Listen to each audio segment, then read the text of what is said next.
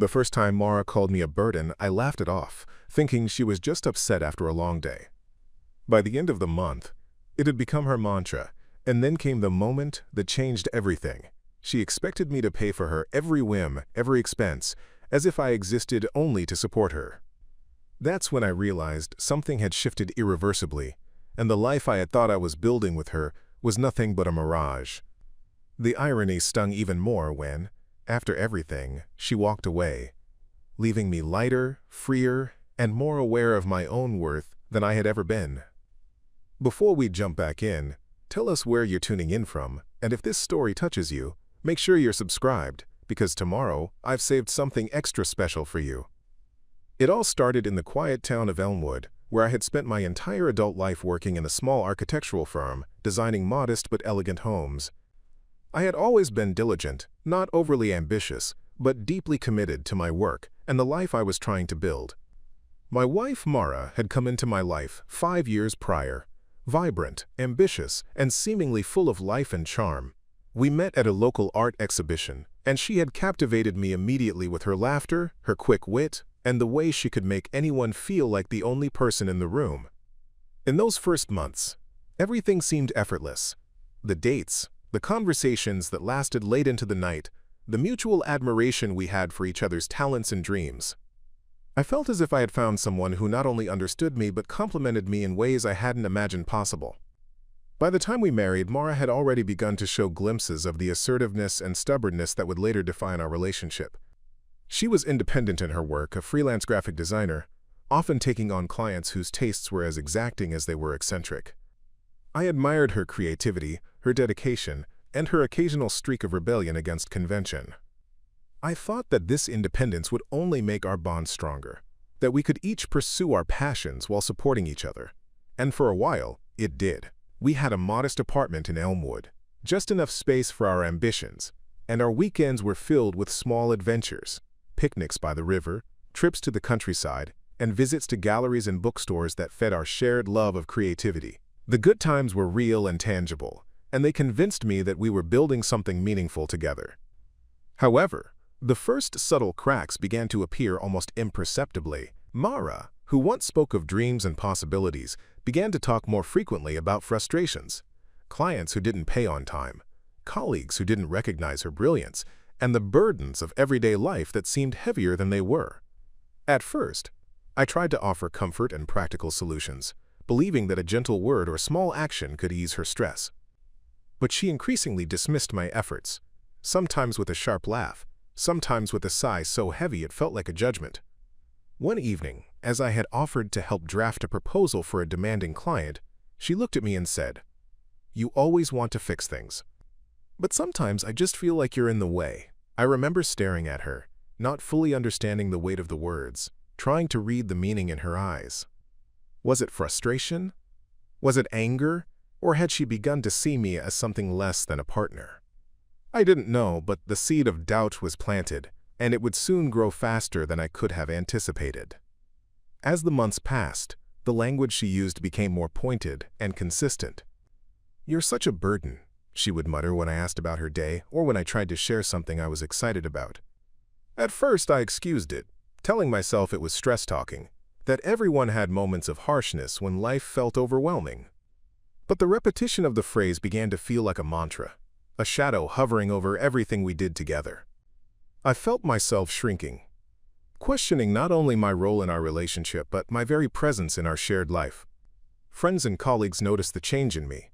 My laughter was less frequent, my confidence more measured, but I convinced myself that enduring this tension was part of loving someone, part of being a supportive spouse. Heck, the turning point came subtly at first, through what seemed like small requests. Mara, who had previously managed her own finances independently, began to hint at needing help with bills, groceries, even minor luxuries. I offered assistance gladly at first, believing that shared responsibilities were part of marriage, that helping someone you loved was not only normal but necessary. But soon, the requests became demands, and the tone of her voice shifted from suggestion to expectation. One rainy Tuesday, as I returned home from work carrying groceries, she looked at me and said, "You know, if you really loved me, you'd take care of this." "You don't want to be a burden, do you?" The words pierced through me, but instead of retreating, I tried to reason, to negotiate, to remind her of our partnership. Yet every explanation was met with irritation or dismissal, as though my very existence was tied to fulfilling her needs and absorbing her frustrations. By the end of that month, the dynamic had fully shifted. I was no longer a partner in a shared life. I had become a source of resources, a means to an end. The irony was that in losing the warmth, the connection, and the mutual respect that had once defined our relationship, I began to see more clearly my own strength. The burden she imagined me to be was never real. What was real was the heavy cloak of expectation she had draped over our bond. And as I realized that the weight I had been carrying was not mine to bear, a sense of clarity emerged. I began to understand that freedom could come from recognition of worth, that liberation was not in what I could give to someone else, but in acknowledging that some responsibilities are not meant to be shouldered by one person alone. In retrospect, Mara's behavior, as painful as it was, served as a catalyst. It forced me to confront uncomfortable truths about self-respect, boundaries, and the difference between partnership and obligation. That first month of being called a burden, of navigating the tension between love and expectation, planted the seeds for a transformation that I could not yet fully grasp.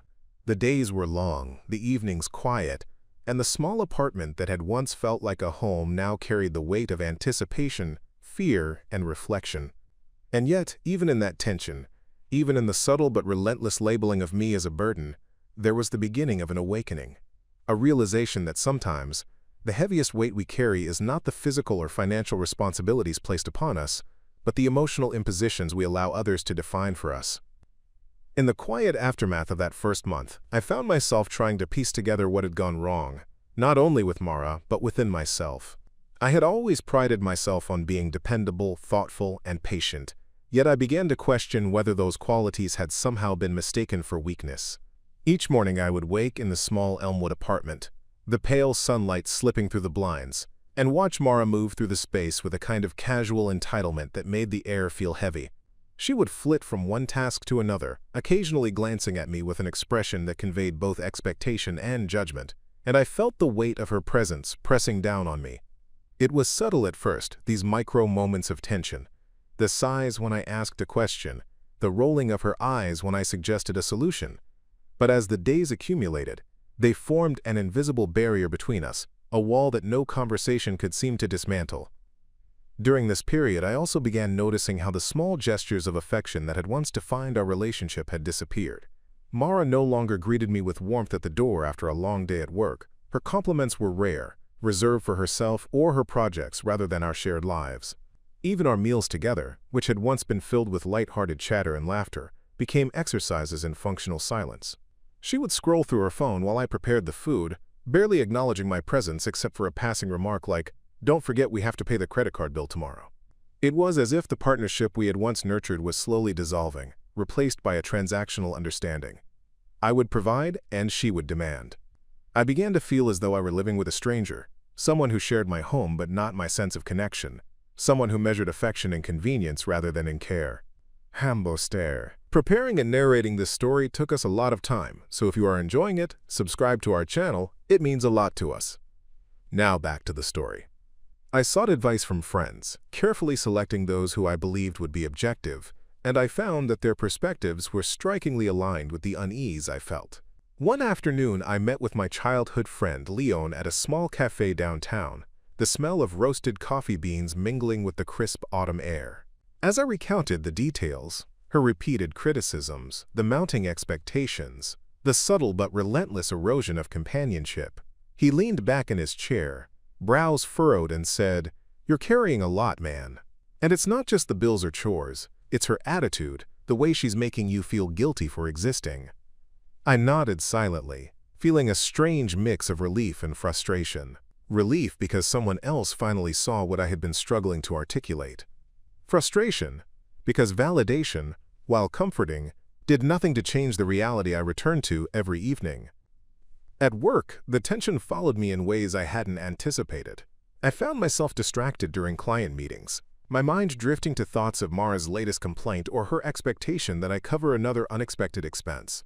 I had always been meticulous in my architectural designs, known for attention to detail, yet now I caught myself second-guessing decisions, not because of professional uncertainty but because my emotional bandwidth had been drained by the constant sense of responsibility for someone else's happiness. My colleagues noticed the change, subtle though it was: less laughter at the office, fewer casual stories shared over lunch, an increasing tendency to retreat into my work as a safe space. Yet despite the growing unease, I still tried to rationalize the situation. I told myself that marriage, by its nature, required compromise and patience, that her behavior was perhaps a temporary phase, and that if I endured with care, things would eventually return to the way they had been. Home, however, was becoming increasingly unpredictable. Mara's requests escalated, moving beyond the ordinary costs of living to more extravagant demands. One evening, she asked me to cover a last-minute trip she had arranged with a friend, insisting that it was essential for her networking and professional growth. I protested gently, suggesting that perhaps she could manage the trip within her own budget, but she looked at me sharply, eyes flashing with irritation, and said, "Do you want to be a burden, or do you want to be supportive? Because right now, you're choosing the first." The words cut deeper than any previous insult, and I remember sitting there, silent, staring at the floor, feeling simultaneously invisible and complicit. It was clear that my support was no longer voluntary. It had become a measure of my worth in her eyes, a currency to be spent against my own dignity. Despite the mounting pressure, I still searched for small moments of connection, hoping to salvage something human from the strained threads of our relationship. I suggested quiet walks in the park, dinners at local bistros, or weekend trips to nearby towns. Sometimes she would agree, and for brief hours, the Mara I had once loved would reemerge, laughing, sharing stories, even touching my arm in warmth.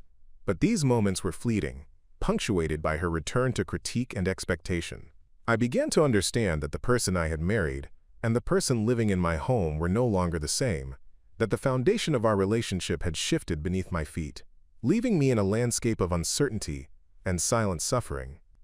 It was during one of these walks, beneath a sky streaked with the early colors of dusk, that I first confronted the idea that perhaps I had allowed the imbalance to develop, that my patience and desire to maintain peace had inadvertently reinforced a cycle that no longer served either of us. I realized that love should not be measured in terms of financial sacrifices or endured insults, that true partnership requires mutual respect, not silent endurance. And yet, even as this clarity emerged, fear lingered, fear of confrontation, fear of losing the life I had built, fear of making the wrong choice. I knew that acknowledging the truth was only the first step. Acting on it would require courage, resolve, and a willingness to embrace uncertainty.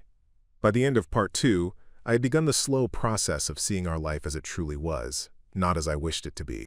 Mara's expectations had become clear, the pattern of criticism and financial demands unmistakable, and the support from friends had provided an outside perspective that validated my unease. I was beginning to awaken to the reality that enduring silently was no longer a viable option, that my own self-respect and well-being were at stake. And with that realization, a subtle but profound shift began inside me, a recognition that the weight I had been carrying was not mine to bear alone, and that liberation, though frightening, was possible if I chose to claim it. As the weeks stretched on, the initial tension between Mara and me hardened into a predictable rhythm, one that carried a silent weight far heavier than either of us acknowledged. I found myself cataloging every moment of her criticism, every glance of impatience, every subtle demand that chipped away at my sense of self. At first, I had tried to rationalize it, telling myself that this was merely stress, that marriage sometimes required sacrifice, but the rationalizations grew thinner with each passing day. Mara's expectations were no longer occasional or incidental.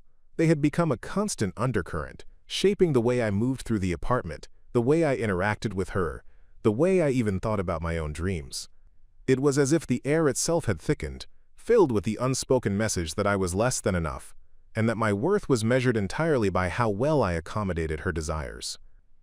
During this time, I began to notice how her attitude had seeped into the smallest corners of our daily life.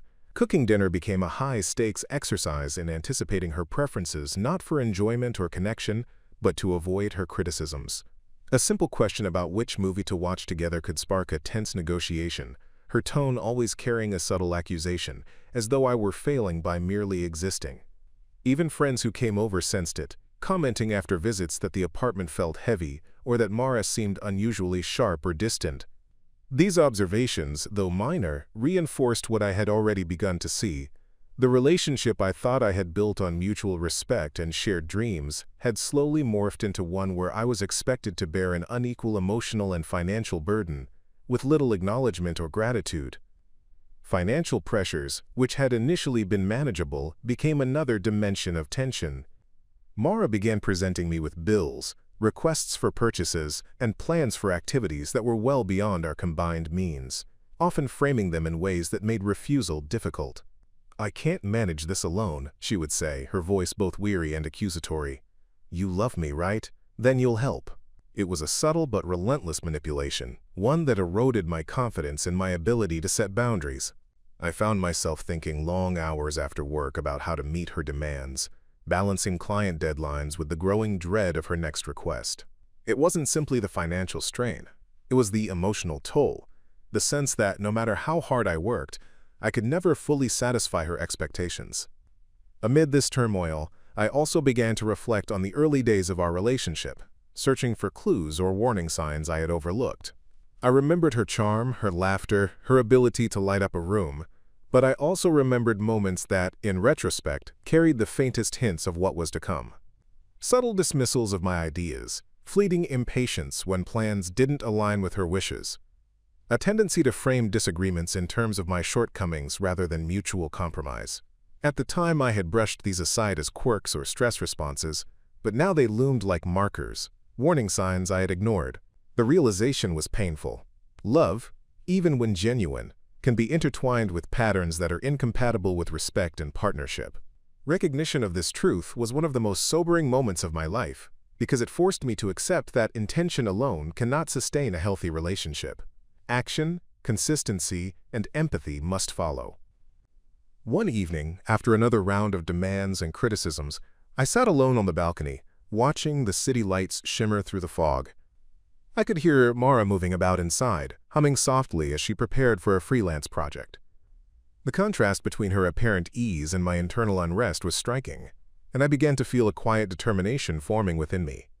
I realized that while I could not control her actions or her expectations, I could control how I responded, what I accepted, and what I refused to tolerate. The recognition was liberating, even though it was accompanied by fear. Fear of confrontation, fear of upheaval, fear of the unknown consequences of standing firm. I understood that clarity without action would be meaningless. Awareness alone would not restore the balance that had been lost. Around the same time, I sought advice from another friend, Clara, who had navigated her own difficult relationship years earlier. Over coffee in a crowded cafe, I recounted the details: the constant labeling, the escalating requests, the sense of invisibility and obligation, and she listened without judgment. "You have to protect your boundaries," she said gently. "It's not just about money. It's about your self-respect, your dignity. No one can take that from you unless you allow it." Her words resonated, echoing the quiet truth I had begun to sense on the balcony that evening. It was not a matter of abandonment or revenge. It was a matter of reclaiming my own life from a pattern that no longer served either of us. With that guidance, I began to experiment with subtle boundary-setting small acts that tested Mara's reaction. I declined minor requests that felt unreasonable, suggested alternatives rather than immediate acquiescence, and allowed myself moments of quiet reflection instead of constant accommodation. The reactions were telling. She often responded with irritation, sometimes with sharp remarks, and occasionally with silence that carried its own weight. Yet each interaction reinforced a growing confidence inside me, a recognition that my life and well-being mattered independently of her approval. For the first time in weeks, I felt a flicker of empowerment, a sense that the role I had been cast into, perpetual provider and emotional punching bag, was negotiable, and that I had agency over my own path. Through all of this, I also discovered hidden reserves of patience, resilience, and clarity. I realized that my tolerance for discomfort was not weakness, but a measure of my commitment to my own principles and values. By observing Mara's patterns without immediate reaction, I began to understand not just her behavior, but my own thresholds, my own limits, and my own capacity to stand firm while remaining composed. It became clear that the tension I had endured was not simply a test of love, but a catalyst for personal growth, forcing me to confront uncomfortable truths, cultivate inner strength, and redefine what partnership meant to me. By the close of this chapter, I had begun to see the contours of a decision I had been avoiding, a realization that the next steps would require courage and decisive action. Mara's behavior had crystallized the imbalance in our relationship, and while the emotional weight was heavy, the clarity I had gained offered a path forward. I knew that the coming days would demand difficult choices, that I would be challenged to act not out of anger but out of principle, and that the transformation I sought, freedom, dignity, and respect, would require me to embrace uncertainty fully. And yet, even in the face of fear, I felt a quiet, unwavering resolve taking root, a recognition that the life I deserved was not dictated by anyone else's whims or expectations. Hi. The good times, as fleeting as they had become, were still etched vividly in my memory, and I clung to them almost desperately in those moments of tension and doubt. I remembered the early mornings when Mara and I would wander through Elmwood's quiet streets, her hand brushing mine as we talked about our dreams, shared stories, and laughed without self-consciousness. I remembered how she once stayed up with me for hours, helping me finalize a particularly challenging architectural blueprint, celebrating each adjustment with genuine excitement, as though it were her own achievement. Those days were simple, yet profoundly meaningful. Even now, after months of criticism and mounting pressure, I could recall the way her eyes sparkled in the soft morning light, how the sound of her laughter could make an ordinary breakfast feel like a celebration, and how her voice would soften when she complimented something I had made. It was during those moments that I had first fallen in love, and it was those memories that made the unraveling of our relationship all the more painful. It was in those good times that I also understood what had been at stake, why the emotional toll of Mara's criticisms weighed so heavily on me. We had shared more than a home. We had shared hopes, plans, and visions of a future that seemed, at one point, attainable. The small apartment in Elmwood, modest as it was, had once felt like a sanctuary, a place where two people could nurture each other's ambitions and revel in the quiet joys of shared life. I recalled weekends spent painting the living room together, choosing colors that reflected our personalities, and afternoons baking together, laughing as flour dusted our clothes and countertops. These were not grand gestures or expensive indulgences. They were moments of intimacy, care, and collaboration. And yet, the contrast with the present could not have been more stark. The laughter had faded, replaced by sighs and complaints. The warmth had turned cold, replaced by expectation and judgment. The sanctuary had become a courtroom where I was repeatedly accused of failing to meet an impossible standard. Even in retrospect, I could see how easily those good times had masked the subtle signs that trouble was brewing. Mara's energy and charm, once exhilarating, had sometimes veiled impatience and self-interest that I had chosen to overlook. I remembered instances when I had suggested compromise or offered to help with her freelance projects, and she had waved me off with a sharp word or dismissive glance. At the time, I had rationalized it, telling myself that creative people often required space and independence. But now, I saw those moments as early indicators of a pattern that would later dominate our lives. There had been hints that my support might be taken for granted, that my willingness to adapt and accommodate could be exploited, but love had clouded my perception, and I had overlooked the warnings in favor of preserving harmony. Despite this, the good times had been real, and they had fostered a sense of attachment and investment that made the growing imbalance so difficult to confront. I had loved Mara not for what she could provide, nor for the convenience of her presence, but for the way she had made me feel alive, connected, and understood. Those memories anchored me, even as her behavior began to shift more overtly, reminding me of what had once been possible, and perhaps what could have been, had circumstances been different. I clung to them as evidence that our relationship had not been inherently flawed, that love and partnership had once existed between us, and that the current tension was the result of accumulated choices, expectations, and unresolved conflicts. During these reflections, I also noticed how my own behavior had adapted to maintain those fleeting good moments, often at the expense of my own comfort. I had tried to be patient, accommodating, and silent in the face of criticism, hoping that by enduring, I could preserve the bond we had shared. I had chosen to absorb her frustrations, pay her bills without question, and adjust my own routines to fit her demands, all in the hope that the warmth of our past could return. And yet, the more I gave without reciprocity, the more I felt my own sense of self eroding, as if the very qualities that had drawn Mara to me were being used to extract compliance, rather than foster mutual growth. The good times had not disappeared entirely. They existed in memory, in fleeting glances of connection, but they were increasingly overshadowed by the daily reality of imbalance, expectation, and unspoken resentment.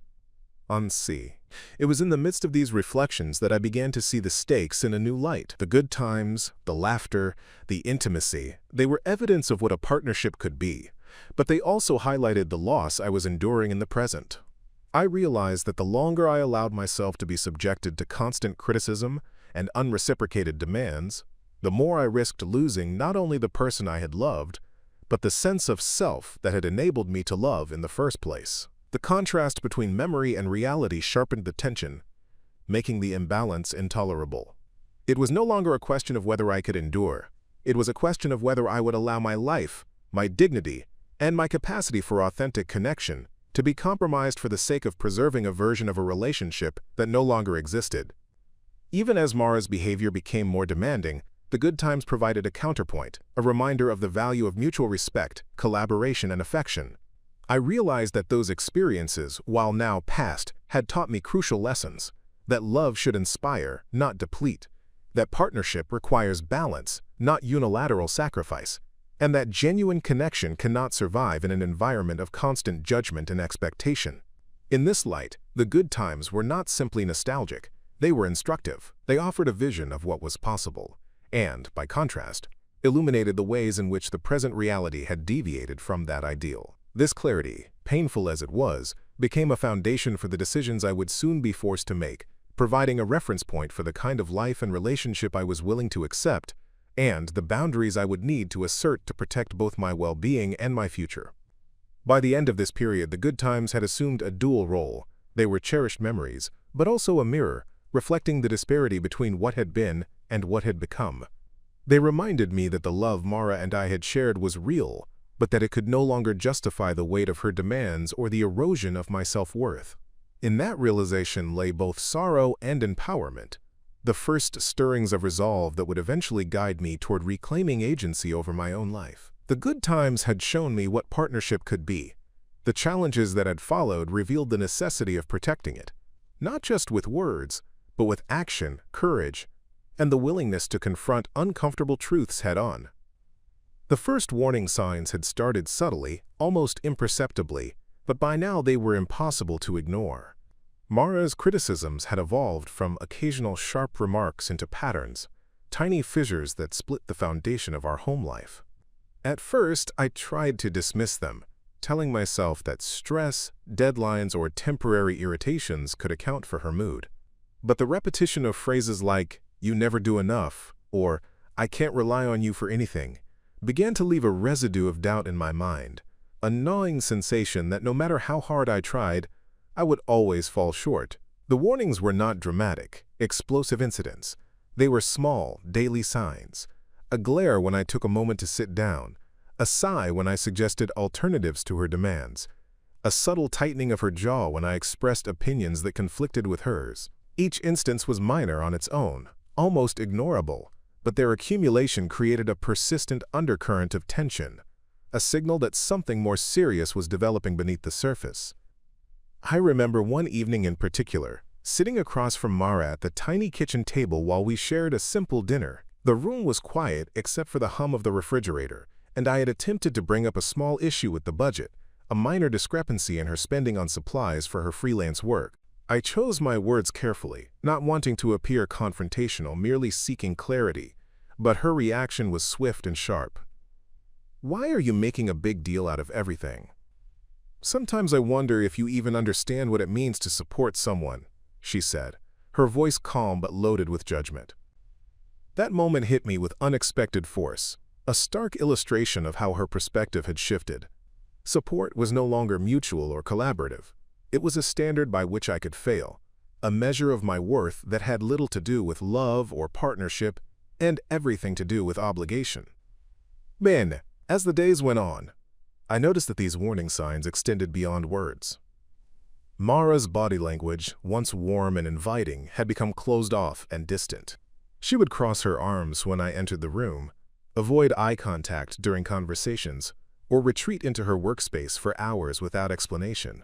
I found myself second-guessing my every action, wondering if I had inadvertently provoked irritation, or if merely existing in the apartment at the wrong moment was enough to trigger criticism. The environment, once familiar and comforting, now felt tense, almost hostile, and every small interaction carried the weight of potential conflict. It was exhausting, and I began to notice the strain on my own mental health.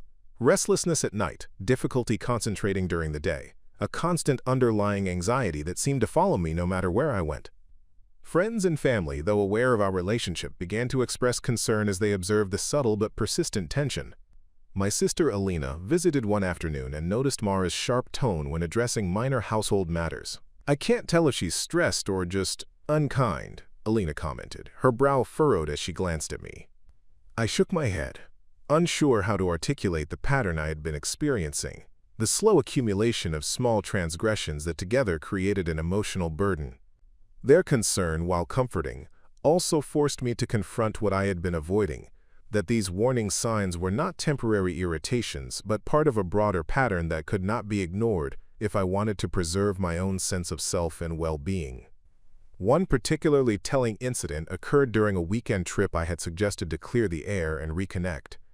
I had planned a short drive to the nearby lake, anticipating a quiet afternoon of conversation, walking along the shore and sharing a simple picnic. Initially, Mara seemed agreeable, smiling politely as we packed the car and set off, but midway through the drive, a minor disagreement over the route we should take escalated unexpectedly. Her voice, calm at first, sharpened into biting criticism. "Why do you always insist on doing things your way? Sometimes I feel like I'm carrying the entire relationship on my own." The words echoed through the car, punctuated by the hum of the tires against the asphalt. I sat in stunned silence, realizing that even an attempt to preserve or revive connection was now being reframed as evidence of my shortcomings. It was in that moment that the first real seeds of doubt about our future together began to sprout. A creeping awareness that what I had once considered normal partnership had become increasingly one-sided. The warning signs were compounded by Mara's growing financial expectations. Initially small, her requests for shared coverage of her freelance expenses or personal indulgences had gradually expanded into a near-constant pressure. She no longer asked politely or suggested options. She expected compliance. Each request, while manageable on its own, began to feel like another link in an unbroken chain, another sign that the balance in our relationship had shifted irreversibly. I found myself calculating not only whether I could afford each expense, but whether acquiescing would embolden further demands. The cumulative effect was draining, not just financially but emotionally, as if I were constantly walking a tightrope with no net below me. Internally, I began cataloging these warning signs, writing them down in a journal late at night as a way to make sense of the growing unease. Each entry, phrases she used, incidents that left me feeling diminished, demands that seemed to multiply, was a small testament to the shift in our dynamic. At first, the act of recording felt like venting, a way to release tension. But gradually it became a tool for clarity, a way to track patterns I had previously dismissed. I began to recognize the trajectory of our relationship, the subtle but undeniable movement from shared partnership to imbalance and expectation. And with that recognition came a sobering realization. If I did not address these issues, if I continued to absorb the weight silently, the patterns would only deepen, and the eventual consequences would be far more painful. Nekazu Suri. By the end of this period, the first warning signs had crystallized into a clear understanding. Mara's behavior was not a temporary phase, and her expectations were no longer negotiable. The small fissures I had once ignored were now unmistakable cracks in the foundation of our relationship, signaling that serious intervention, whether through conversation, boundaries, or decisive action, would be necessary. It was a moment of awakening, painful and sobering, yet essential. I could no longer pretend that our life together was balanced or healthy. I had to acknowledge the truth and begin contemplating the steps required to reclaim my own dignity, respect, and sense of freedom. As the subtle warnings turned into undeniable patterns, the problems in our relationship escalated with a speed that caught me off guard. Mara's criticisms became more frequent and pointed, and her expectations more demanding, to the point where the emotional atmosphere in our apartment had shifted into something almost unbearable. Simple conversations became negotiations fraught with tension, as if I had to tread carefully around invisible mines. I noticed that she no longer shared her thoughts or feelings in a collaborative way. Everything was framed in terms of what I could or could not do to meet her expectations. Even my own opinions, which had once been valued and discussed openly, were now often dismissed or met with subtle derision.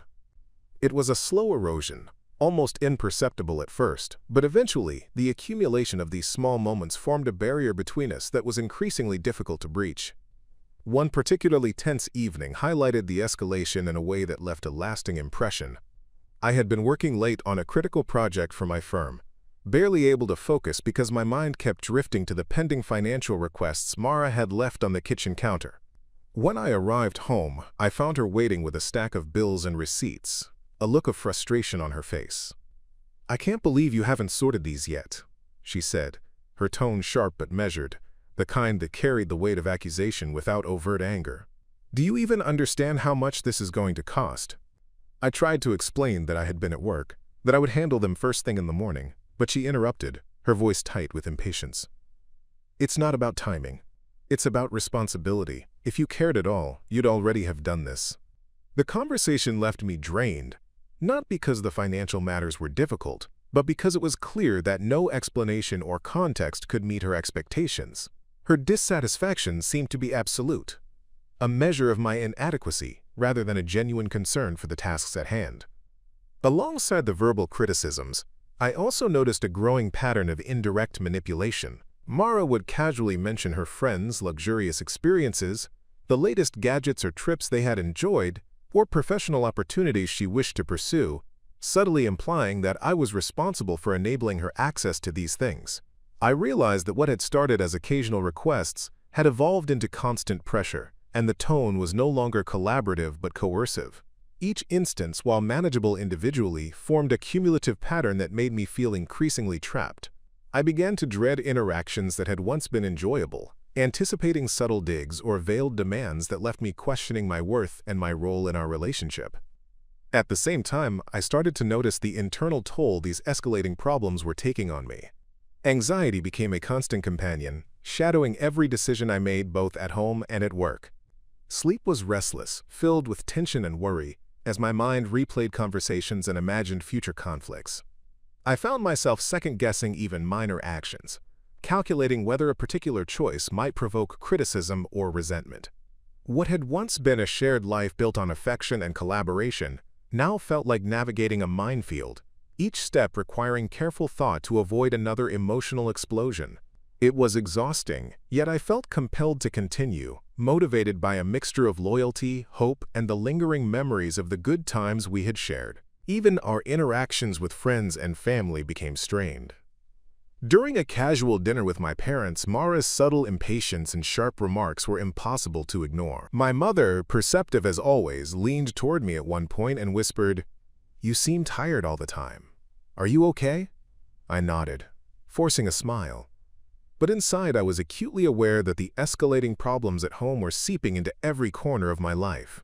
Social outings, once a source of joy and connection, became additional sources of stress as I struggled to manage her expectations and maintain a semblance of normalcy. I realized that the escalation was not confined to private life. It was permeating my entire world, shaping my interactions and decisions in ways I had not anticipated. One incident in particular crystallized the unsustainability of our situation. Mara had planned an elaborate dinner with her colleagues, expecting me to cover the cost of the catering, transportation, and additional gifts she deemed necessary to impress her peers. I explained that the expenses were beyond our current budget, that we needed to manage our finances carefully, but she reacted with sharp disbelief. "I can't believe you're making this about money again. Don't you want me to succeed? Don't you care enough to make it happen?" The words hit me like a hammer. It was no longer about collaboration, about shared goals or mutual support. It was about her measuring my worth based on my ability to provide, absorb, and comply. In that moment, the escalating problems became undeniable. The truth crystallized. I was being pushed to the edge of my tolerance, tested in ways that were neither fair nor sustainable. Internally, I began to analyze the trajectory of our relationship. comparing it to the early days when laughter, shared dreams, and mutual respect had defined our bond. The contrast was stark. What had once been partnership was now unilateral expectation. What had once been intimacy was now conditional compliance. I realized that the escalating problems were not isolated incidents but a pattern, one that demanded careful attention and eventual intervention. It became clear that enduring passively was no longer an option. The trajectory of our relationship would continue to deteriorate unless decisive steps were taken to address the imbalance. By the end of this period, I had reached a sobering conclusion. The problems were escalating in both severity and frequency, and the emotional, financial, and psychological toll on me was mounting rapidly. Every conversation, every interaction, and every demand reinforced the growing imbalance in our relationship, highlighting the urgent need for clarity, boundaries, and action. The pattern had become unmistakable, the situation unsustainable, and the recognition that something had to change was no longer a question. It was a necessity. The escalating problems had exposed the core issue. Our partnership was no longer rooted in mutual respect, and if it continued unchecked, it would erode not only my well-being but the possibility of any meaningful connection between us. As the tension in our household reached new heights, I realized that I could not navigate these challenges alone. The escalating problems with Mara had begun to affect not only my emotional well-being, but my sense of perspective, making it difficult to distinguish between temporary frustration and the deeper truths about our relationship. That's when I turned to my support system, a circle of friends and family who had always offered honest guidance when I felt lost. It started with my longtime friend, Diego, a man whose calm presence and direct honesty I had relied upon for years. I invited him over one quiet evening, hoping to unburden myself and, perhaps, to hear a perspective that was not clouded by the weight of my own emotions. Diego arrived promptly, his casual manner comforting as he settled into the worn armchair in our living room. I began recounting the details of Mara's behavior, the sharp remarks, the growing financial demands, the constant feeling of inadequacy that seemed to shadow every interaction. I spoke in long stretches, almost compulsively, as though by enumerating each slight, each micro-conflict, I could convince both myself and him that I was not overreacting. Diego listened quietly, nodding occasionally, his face calm but attentive. When I finally paused, he leaned forward and said, "It sounds like you're carrying more than your share here. This isn't about love or patience anymore. It's about respect. And from what you're telling me, that's clearly missing." His words struck me with surprising force, echoing thoughts I had long suppressed. They validated what I had been experiencing but had hesitated to fully acknowledge: the reality that I was enduring a one-sided relationship, and that the imbalance was not temporary nor a reflection of my own shortcomings. Encouraged by Diego's perspective, I began opening up to other members of my support system. I spoke with my cousin Lila, who had experienced a similarly taxing relationship in the past, and her insights were equally grounding. "You're not imagining it," she said firmly over a quiet video call, her eyes meeting mine through the screen. "You've been patient and supportive, but what she's doing goes beyond reasonable partnership. It's not love when it's conditional or one-sided. You deserve to be in a relationship where both people uplift each other, not where one constantly measures and weighs the other down." Her words reinforced a growing clarity within me. The patterns I had endured were real, they were unsustainable, and they were not a reflection of my worth, but a reflection of the imbalance Mara had imposed. The support system I leaned on did more than validate my feelings. It offered practical strategies for navigating the situation. Diego suggested ways to communicate boundaries without escalating conflict. Lila shared experiences of asserting self-respect while maintaining dignity, and other friends offered perspectives that illuminated aspects of the relationship I had overlooked in my anxiety and self-doubt. Through these conversations, I began to see a path forward, not one dictated by anger or retaliation, but by measured, principled action rooted in self-respect and clarity of purpose. It was a subtle but profound shift. I realized that while I could not control Mara's behavior, I could control how I responded, and that my response could define not only the course of our relationship but also my own sense of integrity and well-being. As I internalized this perspective, I also noticed the tangible effects it had on my own emotional state. The constant anxiety that had shadowed my days began to lift slightly, replaced by a sense of empowerment and focus. I no longer felt as though every conversation or financial transaction was a test of my worth. Instead, I could observe Mara's behavior with a degree of detachment, recognizing patterns rather than reacting impulsively. This detachment did not diminish my care or commitment to the relationship, but it allowed me to reclaim agency over my own life, to consider not just her expectations but my own needs and boundaries. For the first time in weeks, I felt a sense of alignment between my internal sense of self and my external actions, a quiet but vital step toward clarity and eventual resolution. Even as I leaned on my support system, I began to notice the broader implications of their insights. The validation I received from friends and family illuminated a universal truth. No one should endure constant criticism, one-sided expectations, or emotional manipulation in the guise of partnership. It became clear that what I was experiencing was not a reflection of inadequacy or failure, but a misalignment between two people's needs, boundaries, and expectations. Recognizing this, and hearing it confirmed by those I trusted, allowed me to separate the emotional fog from the factual reality. The first warning signs had evolved into escalating problems, and now the validation I received confirmed what my intuition had long suspected. The imbalance was real, and enduring it without action would only perpetuate harm. One particularly insightful moment came during a long walk with Diego through Elmwood's quiet park. As we strolled past the old oak trees, he said simply, "You've been waiting for her to change, but the truth is, people rarely change in ways that don't come from within. You have to decide what you're willing to accept and what you're not. That decision isn't about punishment, it's about protecting yourself." His words lingered with me long after we returned, settling like a quiet affirmation in my mind. For the first time, I began to see the contours of a path that did not rely on Mara's recognition or transformation, but on my own willingness to assert boundaries and reclaim my sense of agency. It was a critical turning point, a moment where the external validation provided not just insight, but permission to act in alignment with my own values. By the end of this phase, I understood that my support system was not merely a source of comfort, but a mirror reflecting the reality I had been hesitant to confront. Their validation, perspectives, and guidance reinforced a growing clarity. The relationship as it stood was unsustainable, and meaningful action would be required to restore balance, dignity, and self-respect. I could no longer rely solely on hope or memory. I had to prepare to confront reality with intention and courage. And while the thought of taking decisive steps was daunting, the confirmation from those I trusted provided a sense of resolve and confidence that would soon guide the decisions and actions that lay ahead. Rock bottom arrived quietly, almost imperceptibly, like a shadow stretching across the floor without warning. It was not a single catastrophic event, but rather the accumulation of months of subtle degradation, unspoken expectations, and relentless pressure.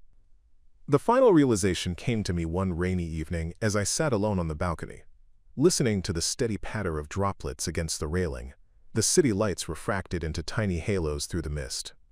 Mara had retreated to her studio apartment for the night, claiming exhaustion from her freelance project, and I was left with the oppressive stillness of the Elmwood apartment, which now felt more like a cell than a home. For the first time, I allowed myself to reflect fully on the months that had passed, and the pattern became undeniable. The love and warmth we had shared had been replaced by a cycle of expectation, resentment, and subtle emotional coercion. The clarity hit me with a force I had not anticipated. I was not merely unhappy, I was being diminished. My self-worth, my energy, and my dignity were being steadily siphoned, and if I did nothing, I would emerge from this not as a partner, but as someone entirely drained of identity.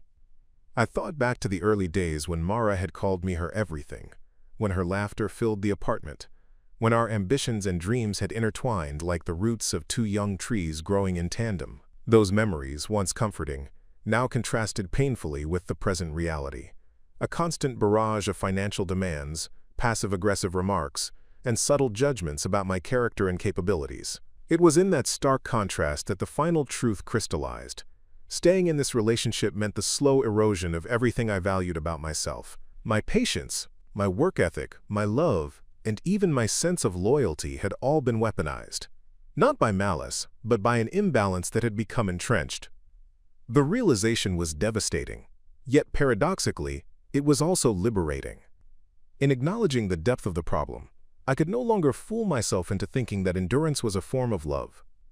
I replayed a particularly revealing conversation from that morning in my mind, one that had initially seemed minor but now appeared emblematic of the entire trajectory of our marriage. Mara had asked me, almost casually, to cover an unplanned business seminar she wanted to attend, insisting it was essential for her career growth. When I hesitated, pointing out that we had other expenses looming, she looked at me with a mixture of incredulity and disappointment, saying, "I can't believe you'd hesitate. Don't you care enough to make this happen for me?" Those words, so seemingly ordinary, were a mirror of the months of subtle coercion and expectation.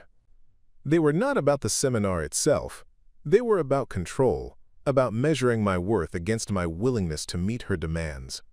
And in that quiet moment, listening to the rain, I realized something that I had been reluctant to admit. My role in this relationship had become transactional, and the emotional cost of that transaction was unbearable. It was during this period that I began to notice the emotional patterns that had ensnared me.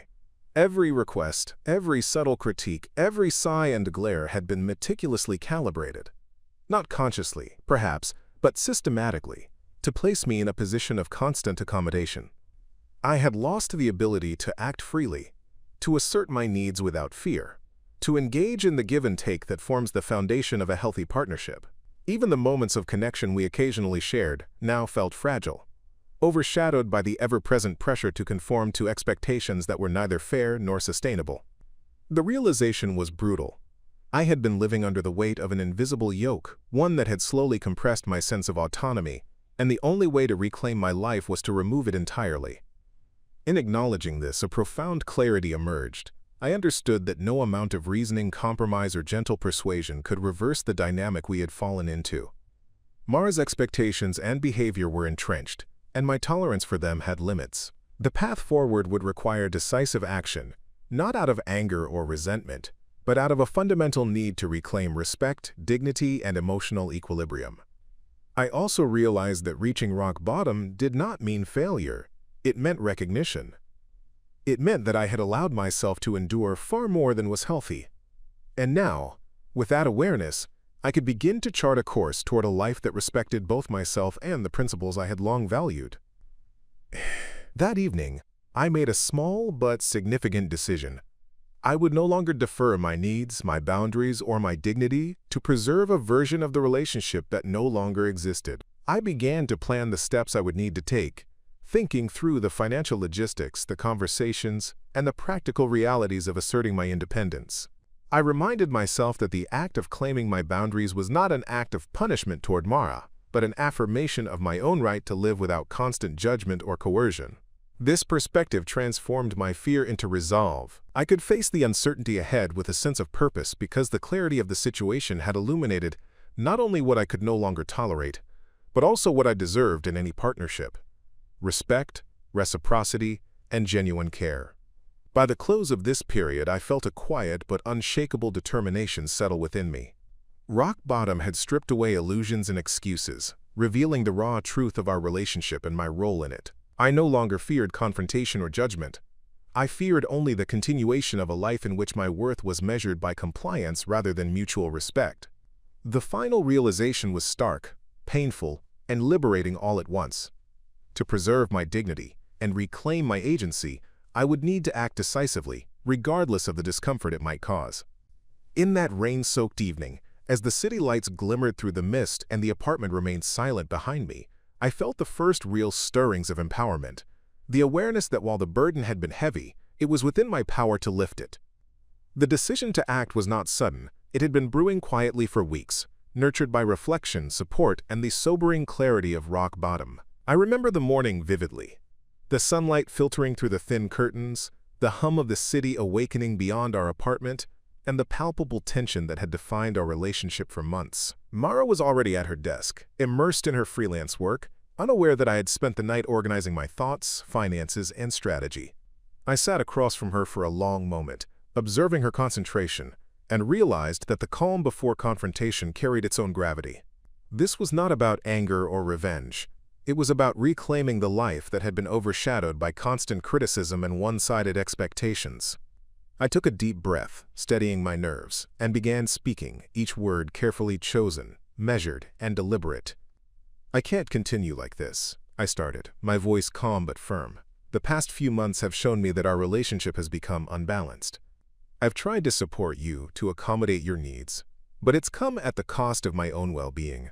I cannot bear the constant pressure, the expectations, and the criticism anymore." Mara looked up, surprised, her eyes narrowing slightly as if trying to gauge whether I was serious or merely frustrated. I continued, maintaining eye contact, feeling the steadiness in my voice grow with every sentence. "This isn't about blame. It's about boundaries. I need a partnership where respect, fairness, and mutual support exist, and I can't find that here anymore." The words felt heavy as they left my mouth, but also liberating. A declaration of agency that I had rehearsed in quiet moments of reflection and had strengthened through the counsel of those who had supported me. Her reaction was immediate but conflicted. There was a flash of indignation in her eyes, a momentary tightening of her lips, and yet, beneath it, I sensed surprise and hesitation. "Are you serious?" she asked, her voice edged with disbelief. "After everything I've done, how can you say this? Don't you understand what I've been going through?" I nodded, acknowledging her perspective, but remained firm. "I understand your struggles, but I've come to understand mine too, and my struggles cannot be ignored or minimized anymore. I have a right to a life where my value isn't measured solely by how much I provide or how much I accommodate." The room was quiet for a moment, the weight of the conversation settling into the space between us. There was no yelling, no dramatic confrontation, just a profound, mutual recognition that something essential had shifted irrevocably. In the days that followed, I executed the practical steps I had long contemplated. I reorganized the finances to ensure my independence, handled the shared obligations with clarity and fairness, and prepared to navigate the logistical realities of separation should it become necessary. Each action was deliberate, grounded in principle rather than emotion, and served as a reinforcement of the boundaries I had established. Mara's behavior in response was telling. At first, she attempted subtle manipulation, reminding me of past sacrifices or questioning my commitment. But as I maintained composure, clarity, and unwavering consistency, her attempts lost potency.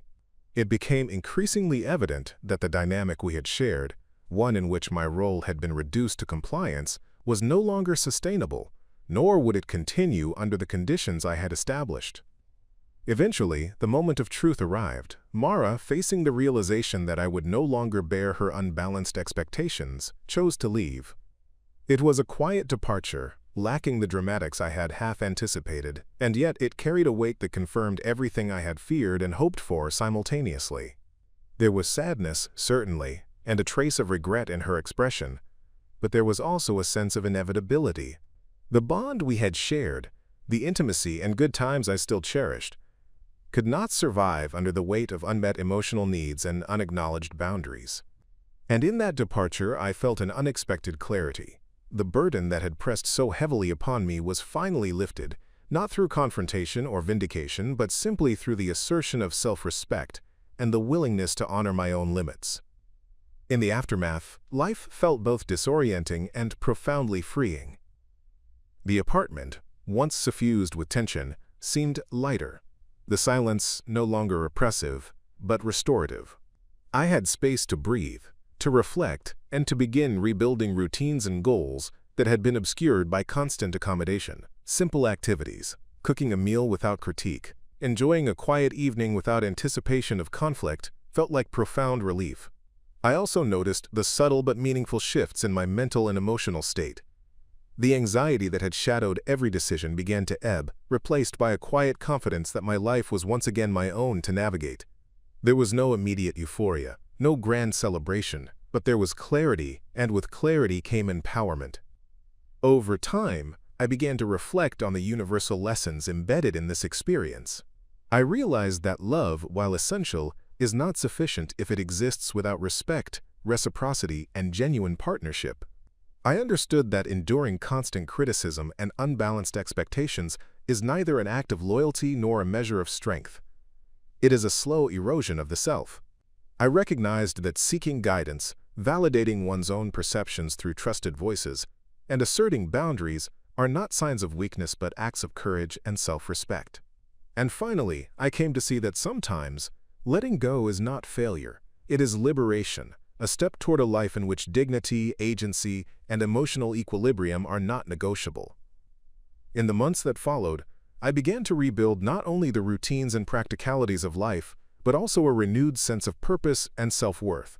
I reconnected with friends, pursued personal and professional goals, and allowed myself the space to grow without the weight of someone else's unmet expectations pressing upon me.